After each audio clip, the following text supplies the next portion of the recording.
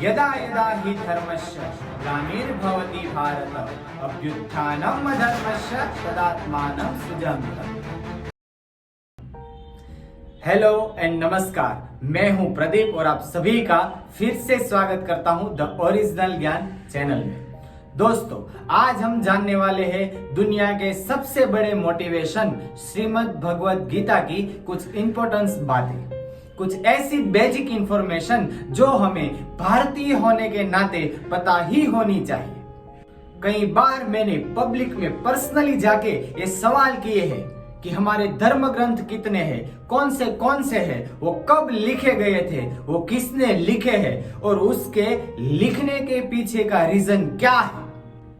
आज की जनरेशन के पास उसकी सही और पूरी नॉलेज नहीं है। उसके पीछे का रीजन क्या है दोस्तों?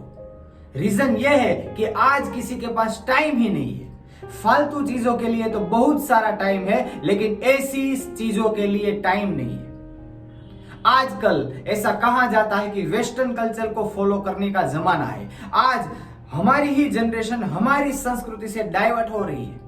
हमारी संस्कृति के बारे में जानना या उसे फॉलो करने में उसे शर्म आती है। इसके पीछे जिम्मेदार कौन है दोस्तों? शायद हम ही उसके पीछे जिम्मेदार हैं। वो कहते हैं ना कि दुर्जनों की सक्रियता से ज्यादा सज्जनों की निष्क्रियता ही खराब परिस्थिति का कारण होती है। इसीलिए ये वीडियो उन सभी लोगों को भेजो जिनके पास ये पूरी नॉलेज नहीं है। उन सभी को शेयर करो और उन्हें बताओ हमारा भव्य और दिव्य वैदिक इतिहास।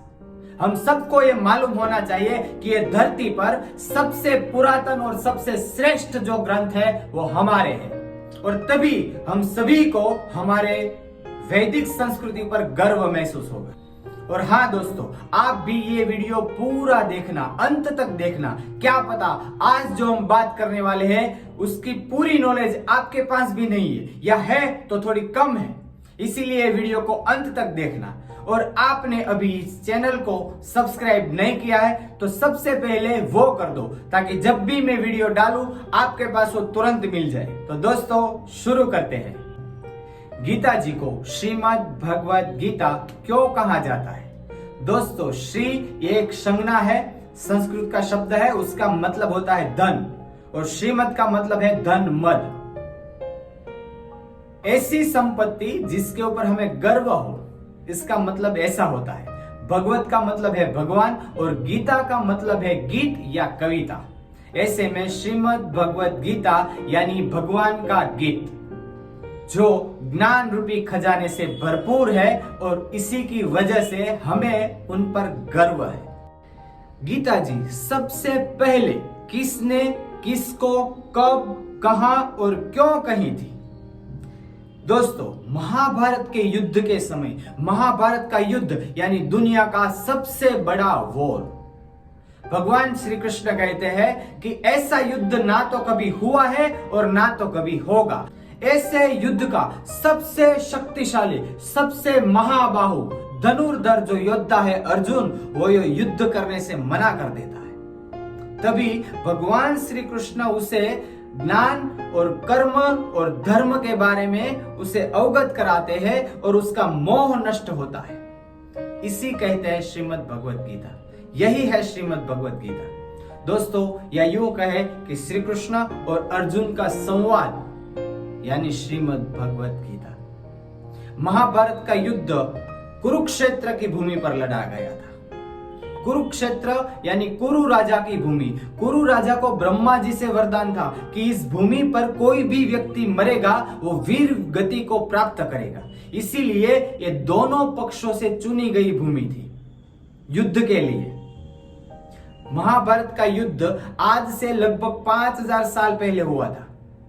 महाभारत ये पुष्टि करता है कि बिफोर क्राइस्ट यानी यीशु के जन्म से पहले 3137 साल पहले भगवत गीता कही गई थी। और ज्योतिष शास्त्र के अनुसार बिफोर क्राइस्ट यीशु के जन्म से पहले 3102 साल पहले श्रीमद् भगवत गीता कही गई थी। उस दिन मार्गशीर्ष महीना चल रहा था, शुक्ल पक्ष का एकादशी का दिन था, शायद रविवार था उस दिन।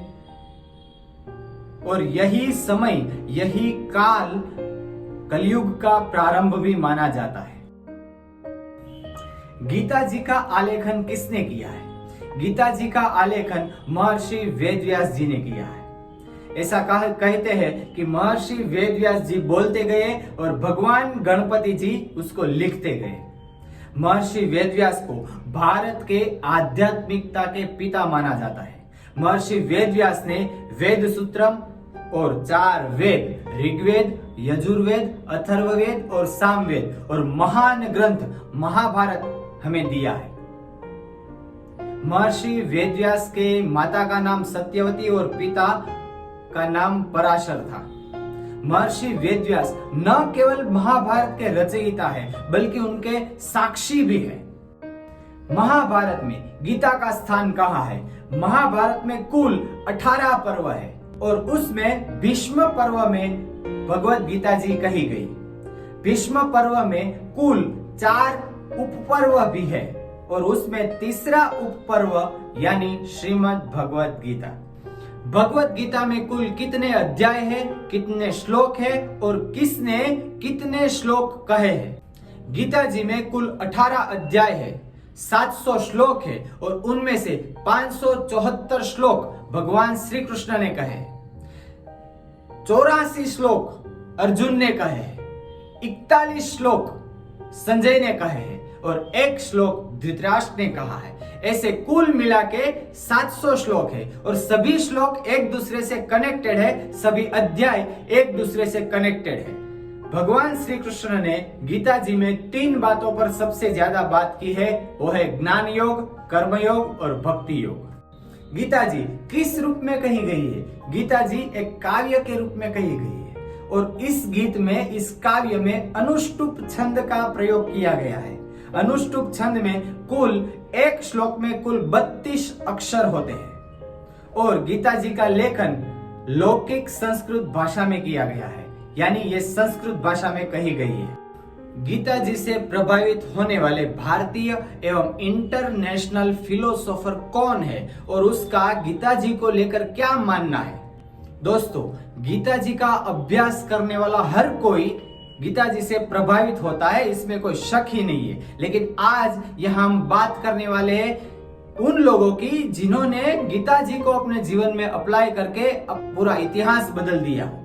महात्मा गांधी जी, जिन्होंने गीता जी के केवल 2 शब्द को अपना जीवन मंत्र बना लिया, सत्य और अहिंसा, और भारत को गुलामी में से मुक्त कर कर अपना नाम और अपना काम सुवर्ण अक्षरों में इतिहास में दर्ज कर दिया। महात्मा गांधी कहते हैं कि जब भी मेरे मन में कुछ शंकाएं आती है, मैं डिसअपॉइंट होता हूँ और मुझे उम्मीद की कोई किरण नजर नहीं आती, तभी मैं श्रीमद् भगवत गीता की ओर बढ़ता हूँ और उसमें से कोई एक श्लोक पकड़ लेता हूँ, तभी मुझे शांति मिलती है, मेरी सारी शंकाएं नष्टो नाबूद हो जाती है।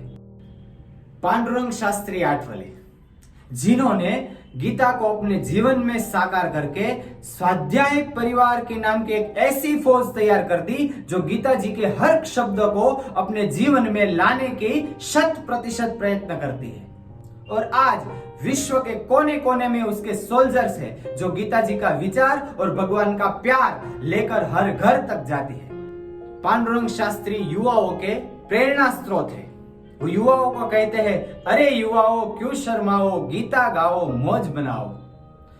उनका कहना है कि गीता केवल धर्म ग्रंथ नहीं है, वो जीवन ग्रंथ है कि जिसमें निस्वार्थ मानव सेवा से भी एक कदम आगे सर्वभूते हितेरता का संदेश है।